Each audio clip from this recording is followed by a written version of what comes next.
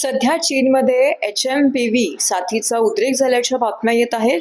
भारतातही काही रुग्ण आढळले आहेत, मात्र त्यामुळे नागरिकांनी घाबरून जाऊ नये. हा एक सामान्य श्वसन विषाणू आहे.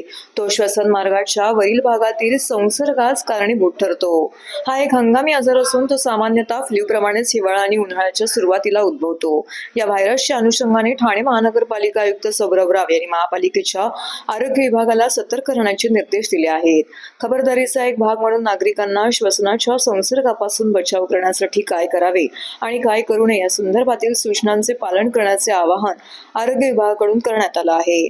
दरम्यान खबरदारीचा उपाय म्हणून ठाणे महानगरपालिकेच्या छत्रपती शिवाजी महाराज रुग्णालय कळवा येथे 15 खाटांचा आयसोलेशन वॉर्ड तयार करण्यात आला आहे. सर्दी, खोकला, ताप असेल तर डॉक्टर्सकडे जावे. खोकला किंवा शिंका येत असतील तेव्हा आपले तोंड आणि नाक रुमाल किंवा टिश्यू पेपरने झाकावे. साबण आणि पाणी किंवा सॅनिटायझरने हात वारंवार धुवा. ताप, खोकला आणि शिंका येत असल्यास सार्वजनिक ठिकाणांपासून दूर राहावे. भरपूर पाणी प्या आणि पौष्टिक अन्न खा. हस्तांदोलन करणे टाळावे. आजारी लोकांशी जवळचा संपर्क टाळावा. नागरिकांनी या सूचनांचे पालन करावे असं आवाहन ठाणे महानगरपालिकेच्या आरोग्य विभागाकडून करण्यात आलं आहे. ॲक्च्युली सध्या फक्त चीनमध्ये ह्युमन मेटॅनिमो व्हायरसच्या केसेस दिसत आहेत. 2001मध्ये 2001मध्ये पण नेदरलँडमध्ये अशा केसेस होत्या. हे एकदम माइल्ड प्रकारचं इन्फेक्शन आहे. अशा केसेस आत्ता ठाणे महानगरपालिकेमध्ये एकही केस नाही. इव्हन महाराष्ट्रामध्ये पण एकही असं या HMPV व्हायरसचे एकही केस आढळलेली नाही. यासाठी ठाणे महानगरपालिकेच्या प्रत्येक हेल्थ सेंटरमध्ये सफिशियंट कफ कोल्ड फीवरसाठी औषधाचं उपलब्ध आहेत. त्याशिवाय कळवा हॉस्पिटलमध्ये पण 15 बेडेडचं एक आयसोलेशन वॉर्ड बनवलं आहे. म्हणजे काही केसेस आले तर इमिजिएटली त्यांना ॲडमिट करून त्यांना ट्रीटमेंट देण्यात येणार आहे. त्यामुळे घाबरून जाण्याची काही गरज नाही आहे. फक्त मी तुम्हाला थोडक्यात या आजाराचं प्रिव्हेन्शन करण्यासाठी हे करा, हे करू नका थोडक्यात सांगते.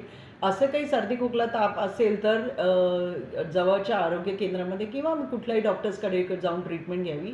सर्दी, खोकला झाला असेल तर टिश्यू पेपर किंवा रुमाल वापर करावा. हात वारंवार पाण्याने, साबणाने आणि सॅनिटायझरने धुवावा. सर्दी, खोकला असेल तर जास्त क्राऊडेड जागेमध्ये किंवा लोक जिथे असतील तिथे जाऊ नये. व्यवस्थित पौष्टिक आहार घ्यावा. भरपूर पाणी प्यावं आणि हस्तांदोलन म्हणजे शेकहँड करू नये. टिश्यू पेपर किंवा रुमाल सर्दी, खोकला करताना वापरला असेल तो वारंवार वापरू नये. आजारी लोकांशी जास्त संपर्क टाळावा. बाकी विशेष आणखी वेगळं उपाययोजना करण्याची गरज नाही आहे. घाबरून जाण्याची गरज नाही आहे. कारण त्याचं कंट्रोल किंवा त्यांचं इन्फेक्शन जास्त स्प्रेड होऊ नये याच्यासाठी ठाणे महानगरपालिका, हॉस्पिटल्स आणि दवाखाना आणि प्रायव्हेट हॉस्पिटल सगळे सज्ज आहेत. थँक्यू.